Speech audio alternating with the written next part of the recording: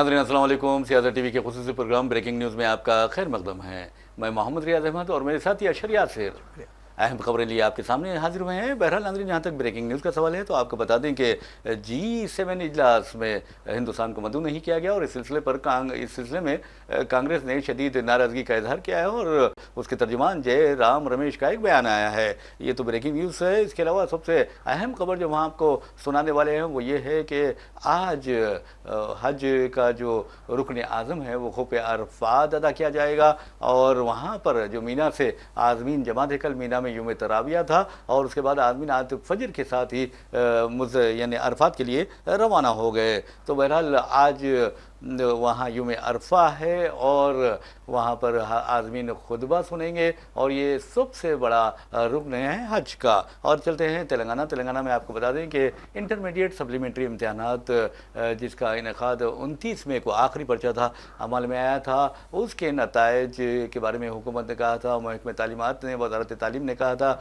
कि ये नताइज अंदरून 10 जारी कर दिए जाएंगे। इस सिलसिले में खबर आई है कि 14 या 15 जून को ये नताइज जारी किए जा सकते हैं। तो बहरहाल नाज़रीन, जहाँ तक इंटरनेशनल लेवल की बात है तो आपको बता दें कि हमारा प्रोग्राम फ़लस्तीनियों यानी मज़लूम फ़लस्तीनियों के ज़िक्र के बगैर नामुकम्मिल होता है और हम अपने प्रोग्राम में फ़लस्तीनी भाइयों की पूरी यानी अखलाक़ी मदद के लिए उनके बारे में आपको ज़रूर बताते हैं। तो हम आपको लिए चलते हैं फ़लस्तीन के बारे में ये खबर आ रही है कि वहाँ पर इसराइल की दरिंदगी का सिलसिला जारी है और ये किसकी सरपरस्ती में जारी है आप अच्छी तरह जानते हैं। लेकिन अफसोस की बात यह है कि अक़वाम मुत्तहिदा सलामती कौंसिल में फ़लस्तीन में जंगबंदी यानी इसराइल और हमास के दरमियान जंगबंदी की करारदाद पेश की गई और अफसोस की बात यह है अमेरिका जो बड़ी बातें करता है, अमन की बातें करता है दुनिया में, उसने एक बार फिर उस करारदाद को वीटो कर दिया है। यानी अपने वीटो का जो उसे हक हासिल है उसे वीटो कर दिया है। इस तरह ये करारदाद अक़वाम मुत्तहिदा सलामती कौंसिल में मुस्तरद हो गई है। तो बहरहाल नाज़रीन, एक अहम खबर जो कल से हिंदुस्तान को अपनी लिपेट में लिए हुए है और सारे हिंदुस्तान में उस खबर को लेकर गम व रंज की लहर पाई जाती है, वो है RCB यानी रॉयल चैलेंजर्स बेंगलुरु ने IPL जीता तो था, लेकिन अफसोस की बात यह है कि उसकी कामयाबी की खुशी का जश्न मनाया गया वो मातम में तब्दील हो गया। आपको बता देंगे चीना अवामी स्टेडियम में तकरीबन 35,000 लोगों की गुंजाइश है शायकीन की, लेकिन कहा जाता है कि अपने खिलाड़ियों को मुबारकबाद देने के लिए, उनके साथ खुशियां मनाने के लिए 35,000 के बजाय 2 से लेकर 3 लाख लोग वहां पर पहुंच गए थे। नतीजे में भगदड़ मची और 11 लोग अपनी ज़िंदगी से महरूम हो गए। 40 के करीब ज़ख्मी हुए हैं और चीफ मिनिस्टर ने ऐलान कर दिया है कि हर महलूक के ख़ानदान को फ़ीकस यानी 10 लाख रुपए मुआवजा दिया जाएगा। तो पहली खबर की तरफ चलते हैं। हज का जो रुकन आज़म है वक़ूफ़ अरफात आज अदा किया जाएगा और हम ये कह सकते हैं कि जो भी वहाँ पर पहुँचते हैं अरफात में उनका हज हो जाता है। तो ये बड़ी खुशनसीबी की बात है कि आज आज़मीन रवाना हो चुके हैं, यानी मैदान अरफात में पहुंच भी चुके होंगे मैं समझता हूं, क्योंकि वहां पर आप देखेंगे कि असर और मगरिब की जो नमाज होती है वो एक साथ पढ़ी जाती है। उससे पहले मस्जिद निमरा में हज का खुतबा होता है और या फिर आपको बता दूं कि हज का जो खुतबा होता है उसके तराजिम जो है, तर्जुमे जो है तकरीबन 34 ज़बानों में, इंटरनेशनल जो लैंग्वेजेस है उसमें किया गया है ताकि इन ममालिक में रवाना किया जाए, इन तर्जुमों को भेजा जाए ताकि लोगों को दीन की अहमियत, हज की अहमियत, हज में होने वाले मुश्किलात के बारे में और हज की फ़र्जियत, उसके मकासद से वाकिफ़ हो सकें। तो बहरहाल नमाज फ़जर के बाद आप देखेंगे ये तो नमाज हो जाती है, नमाज फ़जर के बाद आज़मीन वक़ूफ़ अरफात की तरफ जाते हैं। फिर उसके बाद आज़मीन अरफात में मस्जिद निमरा से खुतबा सुनेंगे। बाद अज़ां ज़ोहर और असर की नमाज बैक वक्त अदा की जाएगी, कसर करके पढ़ी जाती है और फिर गुरूब आफ्ताब के बाद मुज़दलिफ़ा ये हाजी रवाना हो जाते हैं। जी सर, और जिस तरह से हम देख रहे हैं कि काफ़ी सारी कंट्रीज से वहाँ पे लोग आते हैं, एक अच्छी तादाद में होते हैं और ये बहुत ही अहम और एक जो पहली बार जाता है उसके लिए काफ़ी इमोशनल मोमेंट होता है जब वो हज के लिए जा रहा होता है। क्योंकि हमने देखा कि लीबिया से एक साहब थे जो हज के लिए जाना चाह रहे थे और उनकी फ़्लाइट में कुछ उनके पासपोर्ट में कुछ प्रॉब्लम थी या कुछ नाम की वजह से तो फ़्लाइट उड़ गई, फिर वो लैंड करी। फिर वो उड़ी, लेकिन तीसरी बार में उनको ले करके गई तो उन्होंने कहा था कि जिसको बुलाता है वही जाता है। जी जी। उस हिसाब से जब वहाँ पे सब जा रहे हैं और जो जो आपने चीज़ें बताई हैं उन चीज़ों को जो वहाँ पे लोग मतलब उसमें जो लोग हैं हाजी वो जब करेंगे तो एक अलग वो होगा माहौल। लेकिन अभी एक खबर और आपने बताई थी कि जिस तरह से आरसीबी की जो जीत हुई थी, जी जी। आरसीबी जीती तो पूरे देश में जश्न मनाया गया था और एक बहुत ही अच्छा मोमेंट था, क्योंकि आरसीबी नहीं, आई थिंक मुझे लगता है विराट कोहली की वजह से ज़्यादा चीज़ें चली थी, क्योंकि विराट कोहली जब से आईपीएल शुरू हुआ है तब से अब तक आरसीबी में ही थे और मुझे लगता है वो वाहिद एक ऐसे प्लेयर हैं जो एक ही टीम के लिए खेले हैं बहुत बड़ी बात 18 साल तक, और उनके लिए कहा जाता था, काफ़ी जोक्स बनाए जाते थे। लेकिन खैर at the end of this season final में आकर के आरसीबी जीत गई। आरसीबी जीतने के बाद एक बहुत लंबा पूरे देश में जश्न का माहौल था और ख़ासकर जिस तरह आपने अभी बोला कि साउथ के जो डिस्ट्रिक्ट्स हैं सॉरी स्टेट्स हैं वहाँ पे ज़्यादा था इन चीज़ों का। बात भी सही है, पूरे हिंदुस्तान में ही था सर। लेकिन कल जो वहाँ पे एक रैली निकालनी थी, विक्ट्री परेड, उसमें कुछ चीज़ें गड़बड़ हुई और उसके बारे में ये भी कहा जा रहा है कि गवर्नमेंट ने उसकी सही से प्लानिंग नहीं की थी। जी जी। और जिस तरह आपने बताया कि 35,000 लोगों के बैठने की क्षमता है वहाँ पे और वहाँ पे 3 लाख से ज़्यादा लोग गए हुए थे, तो ये कहीं ना कहीं मिस मैनेजमेंट है। हाँ, वो बात अलग है कि लोग जो हैं अपनी टीम से, अपने जो भी अपने सेलिब्रिटी होते हैं जिसको मानते हैं उससे बहुत मोहब्बत करते हैं, तो लेकिन उसके लिए भी एक लिमिट होती है कि इस लिमिट तक ही लोग जा सकते हैं। जिस तरह से अपोजिशन वहाँ पे इल्ज़ाम लगा रही है कि वहाँ की गवर्नमेंट ने उस तरह से पुख्ता इंतज़ामात नहीं किए थे, तो इसमें कोई भी दो राय नहीं है कि अगर आपने कोई ऐसा प्रोग्राम किया है तो वहाँ पे फ्री पासेस के चक्कर में लोग गए थे वहाँ पे। जी जी। और जो भगदड़ हुई उस भगदड़ के पीछे अब जो क्या बोलते तहकीकात होंगे उसमें बहुत सारी वजह आएंगी, लेकिन जिन 11 लोगों की मौत हुई है उनकी, वो 11 लोग तो सर अब वापस नहीं आएंगे ना, 10-10 लाख रुपए दिए जाएंगे। बहुत से लोग ऐसे हैं जो अभी हॉस्पिटल में एडमिट हैं, उनमें से कुछ ऐसे हैं जो ज़्यादा बीमार हैं, जिनको ज़्यादा चोटें आई हैं, ज़्यादा सीरियस हैं। इसको लेकर के विराट कोहली का भी बयान सामने आया है, इसको लेकर के आरसीबी मैनेजमेंट का भी बयान सामने है, इसको लेकर आरसीबी टीम का भी बयान सामने आया, जिन्होंने सब ने जो है इस पे अपने क्या बोलते हैं शोक जो है वो दिया है और जो मर्ग हैं उनको श्रद्धांजलि दी है। ये भी कहा गया है कि इस पूरे वाक़ये का जब ये हो रहा था उस दौरान जो लोग वहाँ मौजूद थे, मतलब स्टेज पे जो काम चल रहा था, उनको पता नहीं था, लेकिन वो फ़ोटोज़ और वीडियोज़ वायरल किए जा रहे हैं। ये कहा जा रहा है कि लोग मरे, लेकिन जो जीत वाले लोग हैं वो सिर्फ अपनी जो है बयानात ही देते रहेंगे। लेकिन जब एक तरफ स्टेडियम के बाहर में ये चीज़ें हो रही हैं, जो लोग स्टेडियम में हैं या जो उस वक्त स्टेज में उन्हें नहीं पता होता है क्या हो रहा है, तो अब इन चीज़ों को बहुत से लोग बढ़ा चढ़ा के पेश कर रहे हैं। तो सबसे पहले तो ये कि फ़ेक खबरों से थोड़ा दूर रहना चाहिए इंसान को, उन फेक खबरों की वजह से ही इस तरह के हादसा सामने आते हैं। इससे पहले भी हमने देखा कि जिस तरह से कुंभ में हुआ था, कुंभ के बाद ही हमने देखा कि दिल्ली रेलवे स्टेशन पे हुआ था, वो भी एक फेक खबर थी। जी जी। उस फेक खबर की वजह से हुआ था। तो कहीं भी अगर ऐसी गैदरिंग होती है तो सबसे पहले तो सरकार को चाहिए कि वहाँ पे पुख्ता इंतजामात करे।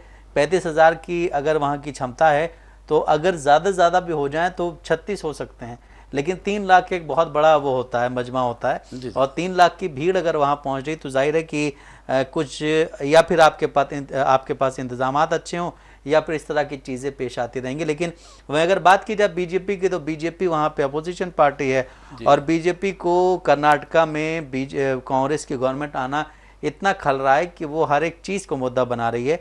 जिस तरह हमने देखा कि MUDA को मुद्दा बनाया गया, उससे पहले बहुत सारी चीज़ों को मुद्दा बनाया गया, उसके बाद भी बहुत सारी चीज़ों को मुद्दा बनाया गया, अब एक ये नया मुद्दा मिल गया है।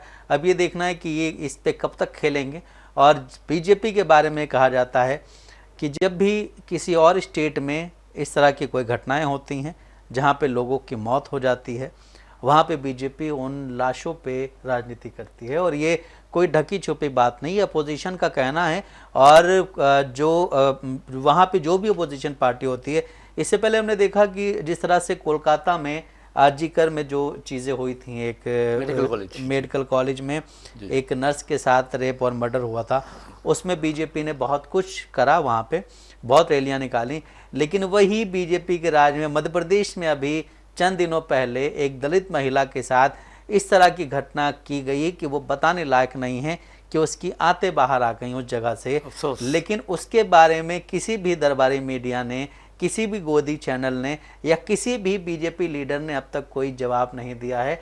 और जवाब देने की बात हम बीजेपी से कर भी नहीं सकते, बीजेपी के लीडर से, क्योंकि देश में इतनी बड़ी घटनाएं हो जाती हैं। देश के गृह मंत्री जो हैं वो इसका ठीकरा एक सरकार पे फोड़ते हैं कि ममता बनर्जी ऑपरेशन सिंदूर का विरोध इसलिए कर रही थी क्योंकि उनको मुस्लिम वोट बैंक की परवाह थी। मतलब एक तरह से हमारे देश के गृह मंत्री ये कह रहे हैं कि ऑपरेशन सिंदूर जो था उससे मुसलमान खुश नहीं है। तो इस तरह की चीज़ें चल रही। बीजेपी के लीडरों से हम जवाब की उम्मीद नहीं कर सकते हैं, उनसे जो है दूसरों पे तोहमत लगाने की उम्मीद कर सकते हैं। लेकिन जिस तरह से हमने बात की कि जो चीज़ें बीजेपी के राज में होती हैं वहाँ पे अपोजिशन को अब चाहिए कि वो उसी तरह से अपनाए जिस तरह से ममता बनर्जी, जब अभी आपने बोला था, ममता बनर्जी जिस तरह से जवाब देती हैं उसी तरह से बाकी जो अपोजिशन पार्टीज़ हैं उनको भी ये चीज़ें अपनानी चाहिए। तभी आप जो है बीजेपी को उसमें ला सकते हैं कि वो जवाब दे। बहरहाल नाज़रीन, जहाँ तक खबरों का सवाल है, जैसा कि हमने आपको ब्रेकिंग न्यूज़ सुनाई है कि आज अरफा का दिन है वहाँ पर सऊदी अरब में, और जो ये वक़ूफ़ अरफा जो होता है रुकन आज़म होता है आज़मीन के लिए, और मनासिक हज का जो है ये बहुत बड़ा रुकन आज़म कहा जाता है। तो बहरहाल उन लोगों को मुबारकबाद है जो आज अरफात में जमा हैं और खुतबा सुनेंगे। थोड़ी देर में वो खुतबा सुनेंगे मस्जिद निमरा से। फिर उसके बाद आप देखेंगे कि असर और मगरिब की नमाज़ एक साथ पढ़ेंगे और खसर करके पढ़ेंगे। फिर उसके बाद ये लोग मुज़दलिफ़ा के लिए गुरूब आफ्ताब के बाद रवाना हो जाएंगे।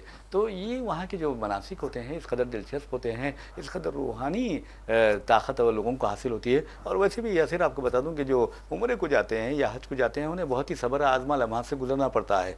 उम्रे का तो मैं समझता हूँ कि बहुत आसान है, लेकिन जो हज करते हैं उनको पता होता है कि किस तरह मशक्क़त करनी पड़ती है, किस तरह मेहनत करनी पड़ती है। बाद लोगों का सब्र का जो पैमाना होता है वो लबरेज़ हो जाता है।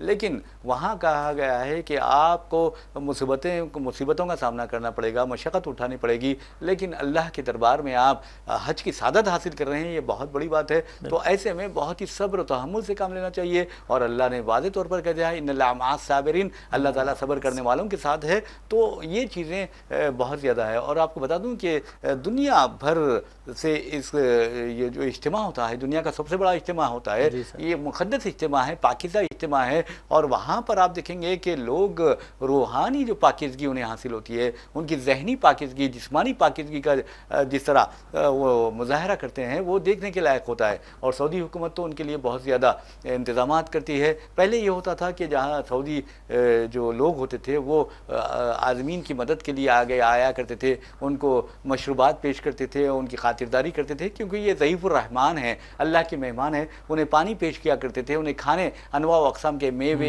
खाने पेश किया करते थे। अब लेकिन ये काम हुकूमत कर रही है और कसीर तादाद में जो होटल्स हैं मशहूर मारूफ, उन्होंने इसका ठेका लिया हुआ है और ये लोग खाना तैयार करते हैं और आज़मीन में तकसीम किया जाता है। और एक अहम बात यह है कि वहाँ पर जो आप देखें सिविल डिफेंस ऑर्गेनाइजेशन से वो लोग इस कदर बेहतर इंतज़ाम कर रहे हैं ताकि भगदड़ का कोई वाक़या पेश ना आए। और इसके अलावा जो वहाँ गर्मी बहुत ज़्यादा है, ऐसे में चिल्ड प्लांट जो है वहाँ पर दुनिया का सबसे बड़ा, वो वहाँ पर नस्ब किया गया है ताकि आज़मीन को किसी किस्म की तकलीफ ना हो। तो और जानवरों का जहाँ तक मवेशी का जो कुर्बानी, जैसा कि आपने कहा है, आपने एक मैसेज दिया था, तो मैं कहना चाहूँगा वहाँ कुर्बानी जो होती है तकरीबन 27 ममालिक को वो गोश्त, कुर्बानी का गोश्त गरीब जो ममालिक है, मुस्लिम ममालिक, वहाँ रवाना कर दिया जाता है। तो आप अंदाज़ा कीजिए कि किस तरह ये ईद जो होती है, चाहे ईद उल फितर हो, ईद उल फितर के ज़रिए हम ज़कात, सदक़ात, खैरात और अपने जो गरीब भाई होते हैं वो ये नहीं देखते कोई हिंदू है या मुसलमान, बल्कि सबकी मदद करते हैं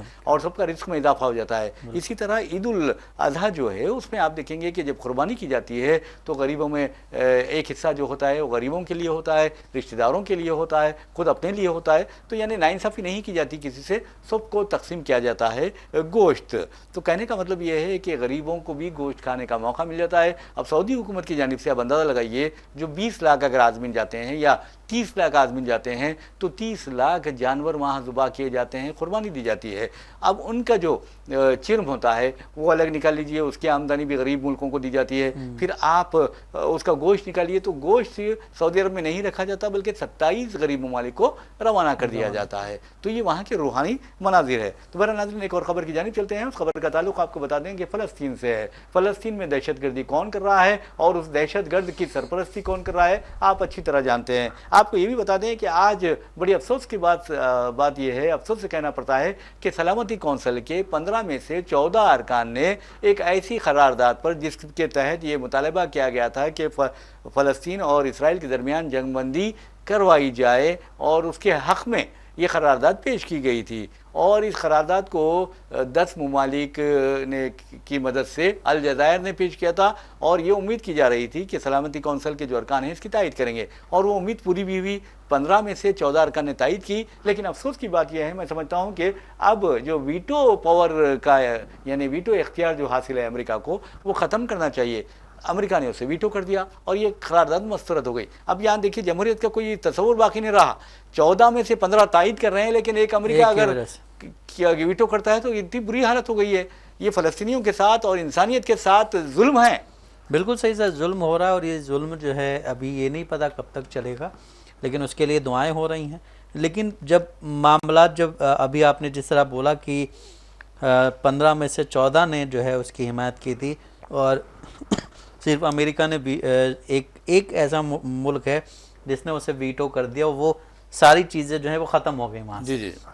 और जिस तरह से हम देख रहे हैं कि अमेरिका भी इस तरह के फैसले ले रहा है, लेकिन हम बात करें इस वक्त फ़लस्तीन की। फ़लस्तीन में जिस तरह से सर जो चीज़ें हो रही हैं, रोज़ जो है एक कुछ ना कुछ वीडियोज़ या फ़ोटो सामने आते हैं, उसे देख के वाकई हर इंसान का, मैं नहीं कह रहा हूँ हिंदू मुसलमान, लेकिन अगर हर इंसान की बात करें जो उस दर्द को समझ सकता है तो उसकी आंखों में आंसू ज़रूर आएंगे, क्योंकि वो इस तरह की फ़ोटोज़ या वीडियोज़ होती हैं जो एक मासूम बच्चा है वो अपनी माँ की गोद में है। बहुत सारी ऐसी खबर को लिपेटा हुआ है। बिल्कुल, बहुत सारे ऐसे वीडियोज़ हैं जो हम लोगों ने देखी हैं, आप सब ने देखी होंगी।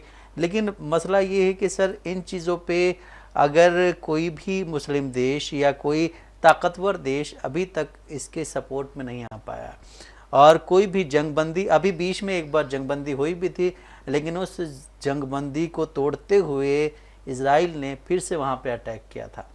और अब हमें ये उम्मीद भी नहीं है कि अब अगर कोई जंगबंदी होगी तो इज़राइल वहाँ पे अटैक नहीं करेगा।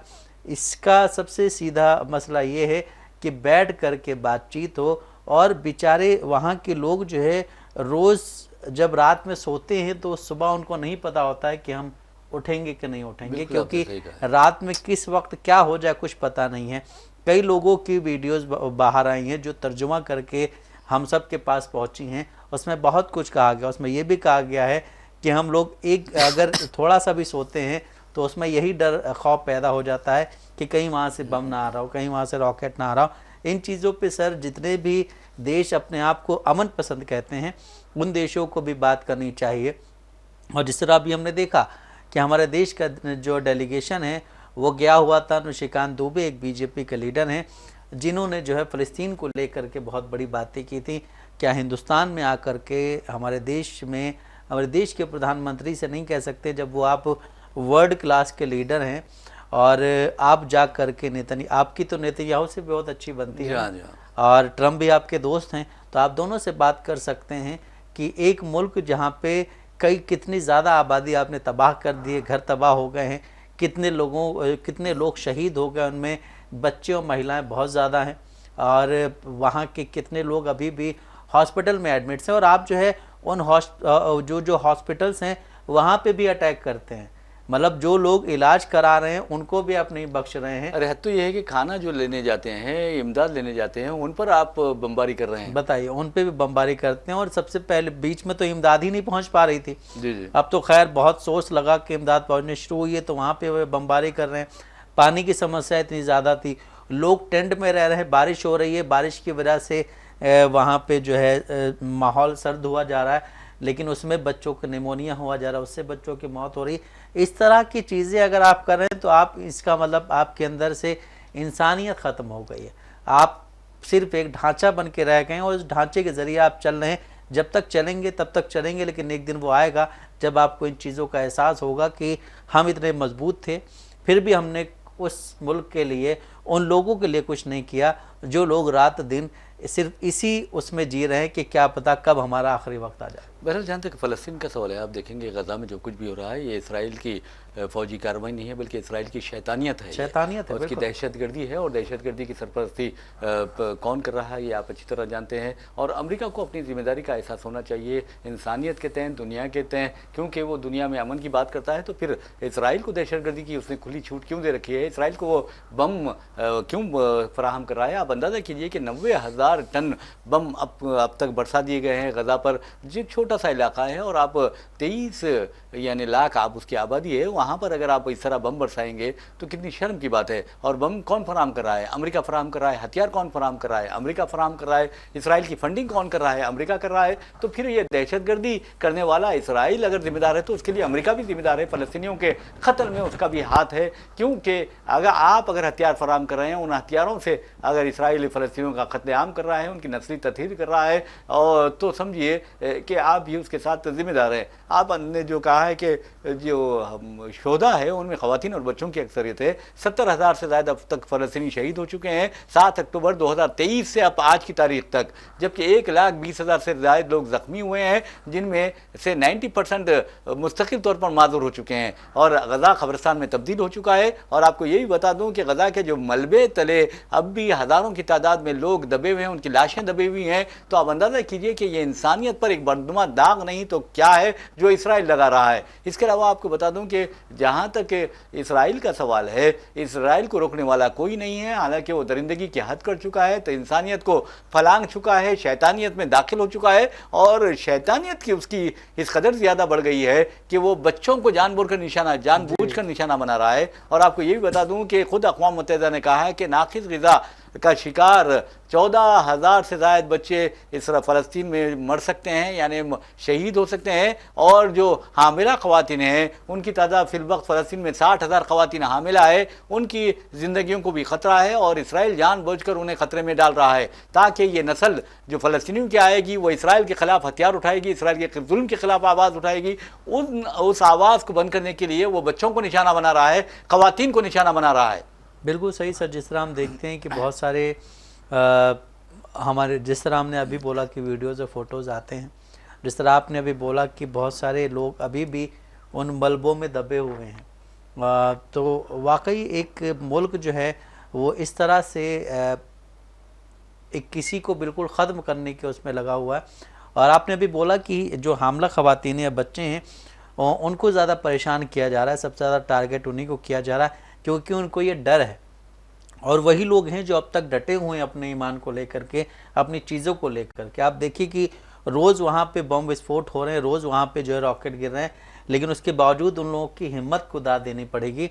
वो लोग हिम्मत नहीं हार रहे हैं, और वो लोग जिस तरह से अपने उस क्या बोलते हैं एरिया को बचाने के लिए, इलाके को बचाने के लिए खड़े हुए हैं, वाकई उनको सलाम करने का मन करता है। बच्चे से लेके बड़े तक, बूढ़े, बच्चे, औरतें, बुज़ुर्ग, सारे लोग जो हैं अपने उस एरिया को बचाने के लिए, ईमान को बचाने के लिए वहाँ पे खड़े हुए हैं। वरना और कोई अगर मुल्क होता तो शायद अभी तक वो हार मान चुका होता। बिल्कुल सही आपने कहा है। वैसे भी नाज़रीन आपको बताऊं कि जहाँ तक डोनाल्ड ट्रंप का सवाल है, डोनाल्ड ट्रंप के बारे में ये कहा जा रहा है कि वो अगर 24 घंटे में 12 घंटे सोते भी हैं, या 6 या 8 घंटे भी सोते हैं और उठते हैं, तो एक नया कानून मंजर आम पर लाते हैं। अब ट्रंप इंतज़ामिया ने ऐलान कर दिया है, उन्होंने एक ऑर्डर पर दस्तखत भी कर दिए हैं, जिसमें कहा गया है कि 12 ममालिक के शहरियों पर अमेरिका में दाखिले पर पाबंदी आयद रहेगी। इसमें आपको बता दूं कि अफगानिस्तान शामिल है, ईरान शामिल है, इसके अलावा बर्मा, चाड, कांगो, जमहूरिया कांगो,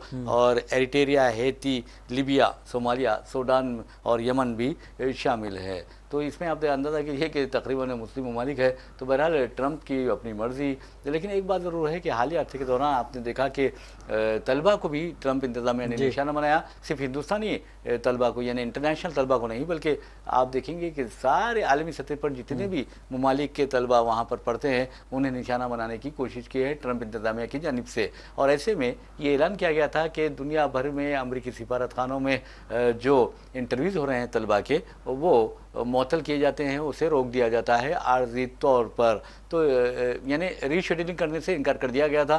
तो आप देखिए तलबा मुतासिर है, वहाँ के जो माहिरीन एक्सपर्ट्स है, IT एक्सपर्ट्स है वो मुतासिर हैं, और जो प्रोफेशनल्स है वो मुतासिर है। वहाँ तो की आवाम खुद ही ये मुतासिर कह है। रही जी, कि हम मुझसे गलती हो गई इस बार इनको ला करके, जी, जी। क्योंकि आते साथ ही कुछ ऐसे फैसले लिए ट्रंप ने कि जो वहाँ की आवाम भी नहीं चाह रही थी। और लेकिन एक वो होता है ना, जिस तरह से हमने देखा कि 2014 में कि देश बदल रहा है, देश बदलेगा, जी हाँ, जी। और आज हम किस जगह पे पहुंच गए हैं, उस गलती का खुमियाजा अब तक भुगत रहे हैं अब तक भुगत रहे हैं। तो उसी तरह से वहाँ पे भी हुआ था। जिस वक्त हिंदुस्तान में 2012 के बाद से इलेक्शंस का दौर शुरू हुआ था, और मतलब इलेक्शंस के लिए तैयारियां शुरू हुई थी, ये कहा जा रहा था कि पेट्रोल डीजल सस्ता हो जाएगा, 15 लाख रुपए आ जाएंगे, ये हो जाएगा, वो हो जाएगा, बहुत सारे बड़े बड़े बयानात दिए जा रहे थे। आप देखिए कि हर चैनल पे उस वक्त के गुजरात के चीफ मिनिस्टर नरेंद्र मोदी छाए रहते थे, और हर जगह आकर के उनके बयानात सामने आते थे, हर जगह वो अपने इंटरव्यूज़ देते थे।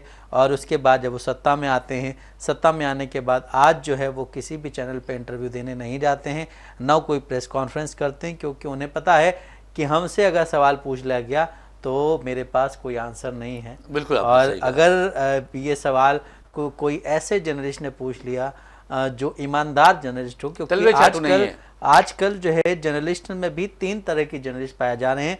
एक वो पत्रकार जो सरकार के साथ हैं, एक वो पत्रकार जो अपोजिशन के साथ है, लेकिन सबसे अच्छा पत्रकार वो होता है जो आवाम के साथ होता है। अगर आप आवाम के साथ हैं, आवाम की बातों को उठा रहे हैं, तो ही आप पत्रकार हैं, वरना आप कहीं ना कहीं इधर उधर ढूंढ के पड़े हुए हैं।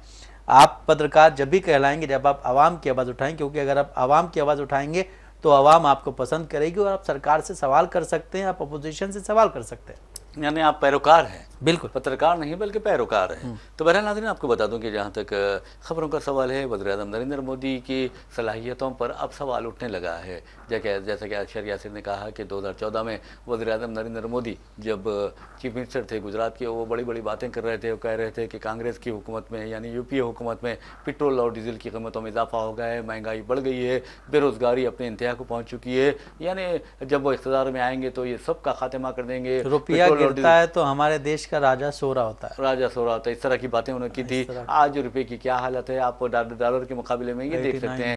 इसी तरह आप देख सकते हैं बेरोजगारी की शरह अपनी इंतहा को पहुंच चुकी है, और महंगाई का हाल ये है कि लोग दालें भी खरीदने से कासिर हैं। और इसी तरह अगर आप बात करते हैं फ़िरका परस्ती की, तो फ़िरका परस्ती इस कदर बढ़ गई है कि हर तरफ ऐसा लगता है कि हिंदुस्तान का जो जिस्म है उसमें सारा फ़िरका परस्ती का जहर भर गया है। लेकिन हम सलाम करते हैं उन लोगों को जो आज भी सेक्युलर रहते हुए हिंदुस्तान की जमहूरियत को बचाए हुए हैं। और इस सिलसिले में जयराम रमेश का एक बयान आया है जिसमें उन्होंने कहा है कि 15 जून से कनाडा में G7 कॉन्फ्रेंस शुरू हो रही है, इसमें हिंदुस्तान को मद्दू नहीं किया गया। यानी वज़ीर-ए-आज़म नरेंद्र मोदी की नाक़िस कारकर्दगी, उनकी गलत सिफारती यानी खलीज जो है एक्सटर्नल पॉलिसीज़ है, उसके नतीजे में हमें इस तरह के हालात का सामना करना पड़ा है। तो बहरहाल नाज़रीन, इसी के साथ हम अपना प्रोग्राम ब्रेकिंग न्यूज़ अख्ताम को पहुँचाते हैं। अपने मेज़बान मोहम्मद रियाज़ अहमद और मेरे साथी अशर यासिर को इजाज़त दीजिए। इंशाअल्लाह फिर मुलाकात होगी, फिर बात होगी। तब तक के लिए अल्लाह हाफ़िज़।